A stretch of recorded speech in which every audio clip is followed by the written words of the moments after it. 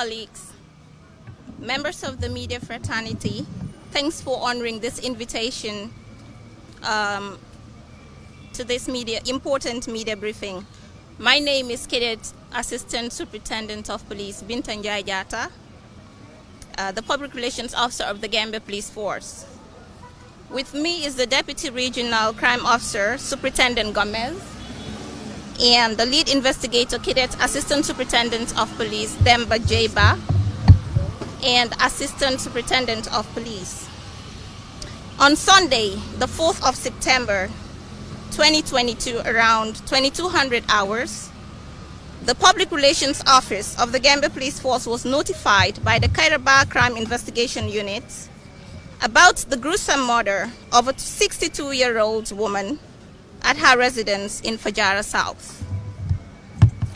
Two suspects who were alleged to be involved in this unfortunate incident have been arrested and currently helping police in the investigation.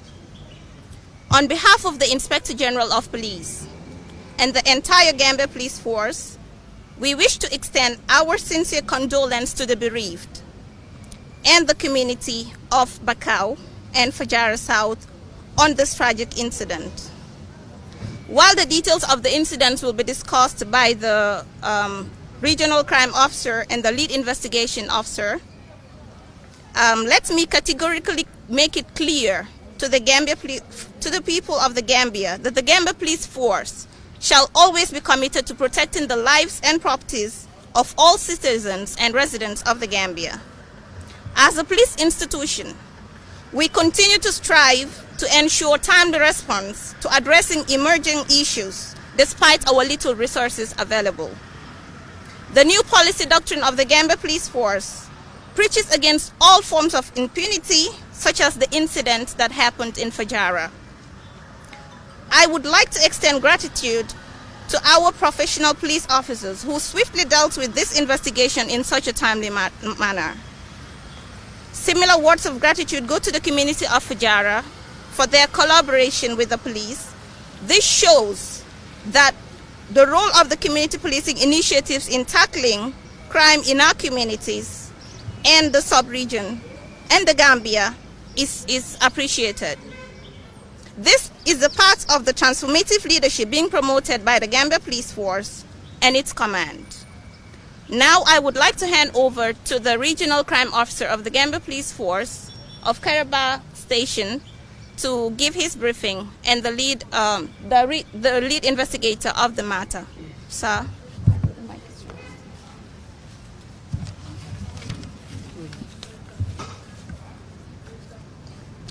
Good morning to you all. Just as the PRO has mentioned, I am Superintendent Thomas R.J. Gomez.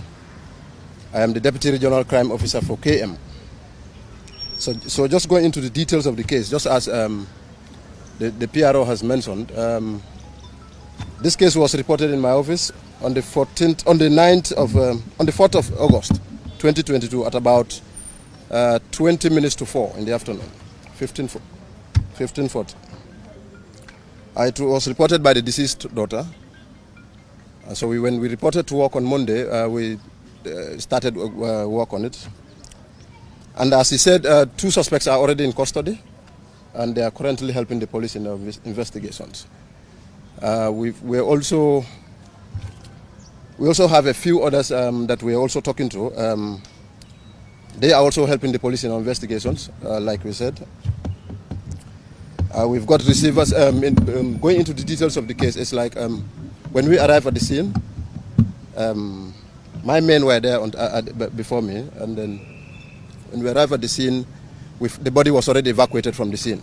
So all we had to do is just deal with the crime scene and then move on from there. But we are also grateful to the people, to the public, because they were very helpful in the course of this investigation. And this is why we are all standing here today, to report to you that progress is being made, although we can't fully detail out to you as to where we are on that. But like I said, we are on the investigations. We've gone a little bit far now, and very soon the case will be at court. That is how we are.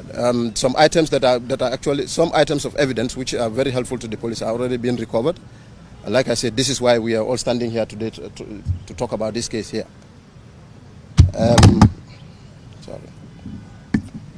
We've recovered some items like mobile phones and some other vehicle keys and all of that. So those are actually with us. Like I said, one thing about a crime is like every perpetrator that goes to a crime leaves a piece of evidence with him there, or either takes something with him. So these are some of the things that we depended on to be able to come this far. And that is why I've mentioned some few items of evidence that we have recovered. And this is what is taking this investigation this far now. And we also want to use this opportunity to appeal to the general public, because there are still some outstanding items that were stolen from the deceased house. I know from this press conference, other people that know about this case will actually see this. So I'm appealing to the entire public that if you have any item that you believe is stolen from this place, or you think it's not, it's a bit questionable, you don't know the source of it, please report to the police, because there are still some items, like I said, we are still looking for. So if there is anything that you feel like it's a suspected stolen property and may have something to do with this crime scene, please report to the nearest police station, and we will work on it as soon as possible. That is it. And so to the other people that are also working at the black market, let me also use this opportunity to inform you that when people come with items to you for sale at the black market, obviously when you look at the price of, let's say, a mobile phone, which is, let's say, an iPhone, if somebody is coming to you with an iPhone and then says he wants to sell it for, let's say, $200, and obviously you know the cost of an iPhone is more than that, so that should automatically click into your mind that this is something is either suspicious or it's a stolen property, something like that. So this is why I am appealing to those of you that are working at the black market to always help us when you are confronted with situations like this. When somebody comes with you and confronts you with an item like this, please report him or her to the nearest police station. There are police officers at the black market. Report to them, or you go to the nearest police station and report. When things like this happen, we will always get a breakthrough in cases that we are investigating. So that is all for now, except if you have any questions to ask. Let me just all right, okay. Good morning to all of you. Since investigation is continuing, we wouldn't want to say everything here. We just appeal to the general public that the police cannot do it alone. If everybody behave like a police officer, starting from the IGP down, we'll all be at ease. Because looking at these criminals or these suspects, they are from homes. Because recently the rate of breaking is alarming. So once it is happening, when breaking is done, some items are stolen, they are taken to either compounds or to anywhere they're taking it, and people at some point will be aware. So once the community is helpful and they are ready to inform, you see, the police act on information.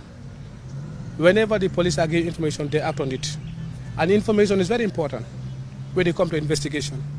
And thanks to information that we had a breakthrough. So for that being the case, we are commending the general public, and especially the area where the scene occur. So for that being the case, thank you very much. Let information be forthcoming. Thank you. I am Cadet Assistant Superintendent of Police, Dembaba. Thank you very much, RCO and the lead investigator. I'd like to give the floor to my colleagues to ask questions, but I will please urge us to limit our questions within the parameters of this case briefed on. I know you have a lot to ask, but we would have a lot more sessions to give you that opportunity, to avail you that opportunity to ask the question. So please, thank you. Yes, please. Your name and your media. Thank you. Good afternoon. I am Fajara from Gambian Talents TV, Gambian Talents TV. Good afternoon, Aisha. Yes, the recent rate of murder cases in the country is a cause for concern. We understand very well and uphold that police and good citizens are taking a lot of effort. But it seems like the efforts are still not enough. So what other measures do you have in place to adopt or to solve this issue or to tackle the situation of murder cases in the country? It has become the order of the day now. Like I said in my introductory remarks, the Gambia Police Force is very much keen to ensure that Gambia is one of the safest countries on earth, not just the region or Africa, but on earth. So we have very limited resources to combat all these crimes happening. We are not happy. We don't sleep. We don't go to bed. We are on the streets all the time. But we are not superhumans. We can't do it alone. This is why we come up with the Community Policing Initiative. Like he mentioned, both of them mentioned, members of the public are ought to come forward, give us information, timely information. And most of the time when we act on that, we get the desired result. So that's the problem. We are appealing to the general public to be forthcoming with information, and that would help us combat crime. Follow-up to that, a lot of people accuse the system of whenever situations like this do happen, next 2-3 months, you see the so-called perpetrators free in another country. So what is your reaction to that? We have our mandate as a law enforcement agency, but we have our limits as well. What we can do is to investigate crimes, prosecute offenders, and take them to court. So acquitting or discharging those offenders is not entirely in our hands, but we do our best in our domain. Yes, please. Wow, ladies. And I have to say, it's very happy when it comes to something like this, when it's an opportunity. The first one I would like to ask, some more than a year ago, a young girl in Lamin was brutally murdered, and the police embarked on an investigation, but there was no report on the findings of who caused the murder. There was no suspect arrested or so. We're curious to know what happened to that case. And the other thing is... No, let me answer that first and you can come to that. As we all know, intelligence is very expensive. It is very expensive, and most of the time we rely on the information we get from the members of the public, because when it happens, the police is not there to know. The members of the public are there to know, so they help us, and some of the things, like he said, evidences we find on the ground. But investigation does not take a day to finish. Some cases can be investigated for years. It's not just the Gambia, but we are doing our best. And whenever we come out with results, it will be communicated to the public. It is our concern. We are paid to serve you. Please, he would like to add something to that. Yes. Just in addition to your, just to add up to what you've said, there is no quick fit or quick fix to some of these crime scenes. All right. So this is why you have what we have cold cases. It's not every case that comes to the police can handle. All right. There are certain cases you'll investigate for 10, 20 years, and that's it. I know some of you are very much afraid with CSI. So this is why you think once it's reported, there is a quick solution to it. It does not work that way. There are certain situations when you fight, it's just easy. You go there. People are willing to help. They come up with the evidences that you need to, and then that's it. You get the perpetrators. But in certain cases, they go on for years without any solution, and then without getting a suspect to the crime. So they lie in wait. That does not actually mean the police have forgotten about it. But then we don't have that enough evidences to be able to prosecute the suspects that we have in such cases. And that will go to your question. Because most of these crime scenes, like you said, sometimes the police would arrest suspects, bring them, and the next minute you see them in the street. All right? The thing is, sometimes you need good evidence. If you cannot come up with some substantial evidence to prosecute the offenders, they go to court and get a very good lawyer, and then the next minute they are out in the street. So that is why the onus lies on all of us, the public, and the police, to come up to help in the investigation, so we can come up with concrete evidence. So, assuming you go to a crime scene like this one, you come across a mobile phone which we believe belongs to the suspect, you keep it to yourself and don't use it. If you don't turn in that mobile phone to the police for investigation, we are not going to make any breakthrough. All right. So this is why I'm appealing. Like I said, all of us, the onus lies on all of us. You come out with the little you have, we join it with ours, and then that's it. Yeah. Oh yeah. I don't want to talk more on that case because I wasn't involved in it. So maybe the Okay. Yeah. We have the next question, please. Yes, please. Oh, okay. Okay.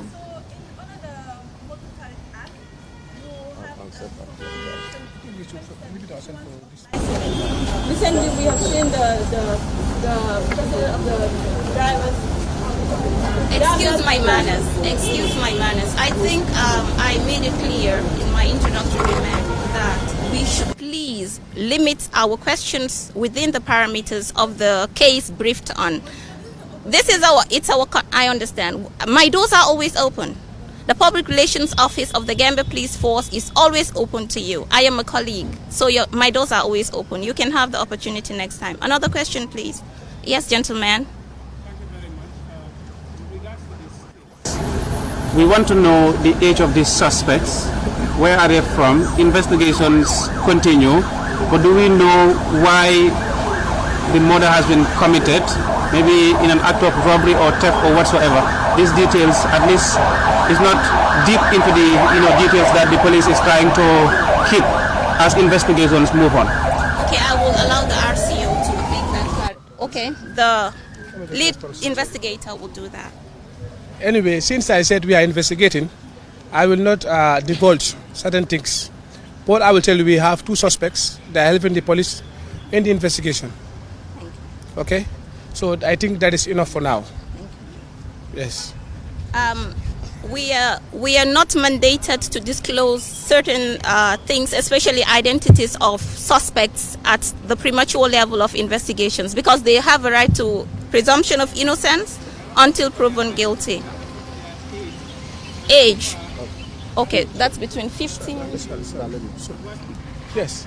For that be the case, I'll give you the age. They are between 25 to 20. Okay? Yes. There was this issue of robbery. Robbery was part of it. Okay, this is why, because we have certain things to finish. We didn't finish all that we want. That is why we cannot divulge everything. So I think we have to limit ourselves to this particular one, okay? Yes. So I think it's more of doing a press briefing the investigation is still going right now. Absolutely. And then you are not giving us the opportunity to ask some of the questions that you want to ask because you are still investigating. So if I happen to ask a question and it comes within the premises of the investigation, you are going to answer. So it's just like, I think it's just a press briefing. We would have also preferred you open the floor so that we can ask other questions that we are interested in asking. Because as far as the case is concerned, the lead investigator has already left it and the PRO also did. So I think we have other questions.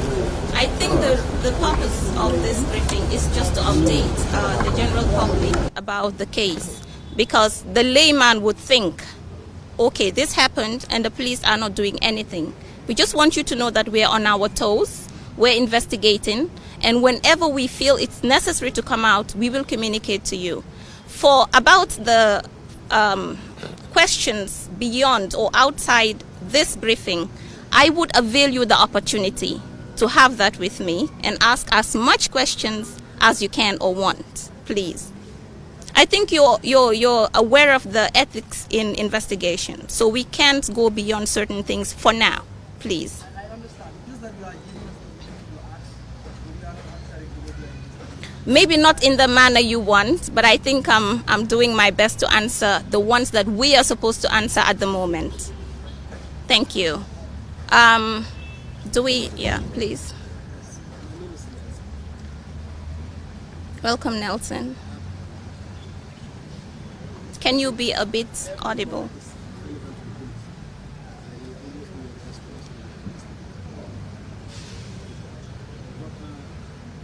I don't know what the suspects are at this moment because Baba died in the hospital. There was no hospital.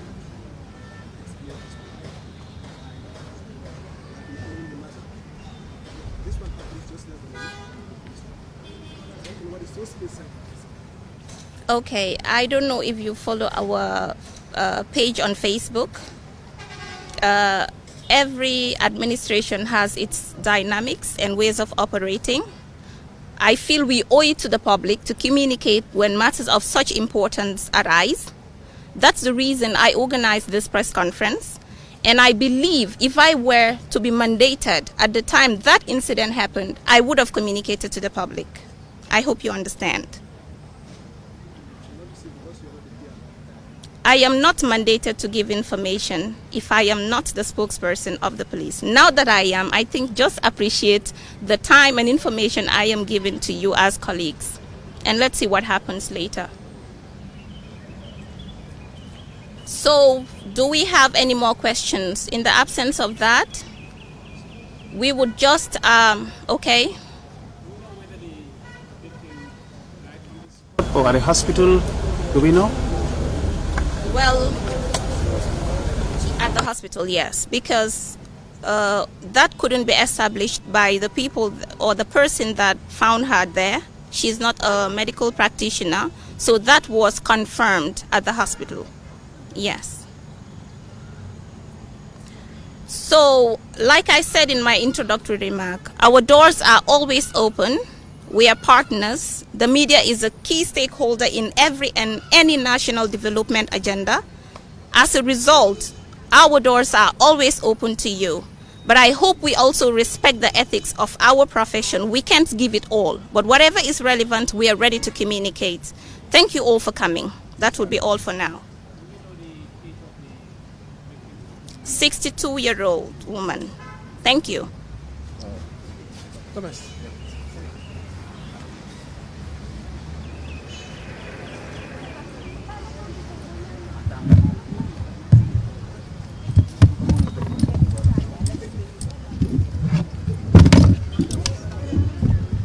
So you think we paid our pass just for that?